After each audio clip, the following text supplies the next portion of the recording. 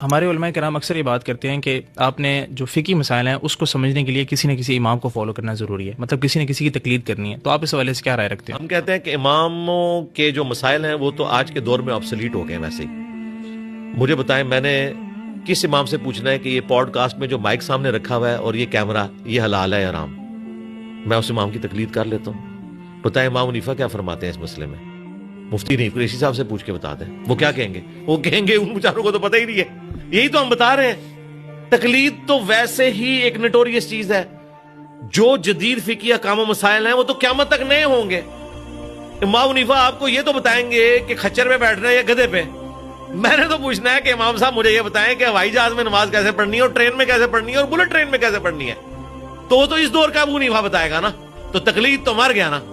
اجتہاد قیامت تک جاری ہے. اجتہاد اسلام کی خوبصورتی ہے، وہ قیامت تک قرآن و سنت کی روشنی میں جاری رہے گا. جس کی بات مضبوط ہوگی آپ نے لے لینی ہے. اعلیٰ حضرت تو پہلے اینک پہننے کو نا انگریزوں کا طریقہ کہتے تھے. بابا جانی فضان سنت میں لکھ رہے ہیں کہ ٹیبل اور کرسیوں میں بیٹھ کے کھانا انگریزوں کا طریقہ ہے. آپ خود بیٹھ کے کھا رہے ہیں اور کہتے ہیں کہ جی ڈاکٹرز نے مجھے منع کیا ہے زمین پہ بیٹھنے سے.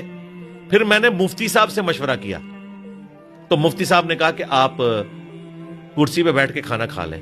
تو باپا جانی سے میں پوچھوں گا کہ آپ تو یہ مشورہ دیتے تھے کہ درد والی جگہ پہ ہاتھ رکھ کے پڑھیں دادا صاحب کی گھوڑی. مفتی صاحب نے آپ کو یہ مشورہ کیوں نہیں دیا کہ حضرت صاحب گھوڑے کام نہیں کر رہے تو پڑھو دادا صاحب کی گھوڑی، وہی اندھیری رات. اور ڈاکٹر سے کیوں مشورہ کیا؟ اس کو سیدھا بھیجنا تھا کسی بابے کے مزار کے اوپر. خود بیمار ہوتے ہیں ڈاکٹروں سے پوچھتے ہیں، آپ کو مزاروں میں بھیجتے ہیں. ان کو بھی پتہ ہے کچھ نہیں ہونا، مزار جانے نال سارے انہوں نے ڈرامہ بازی چلائی.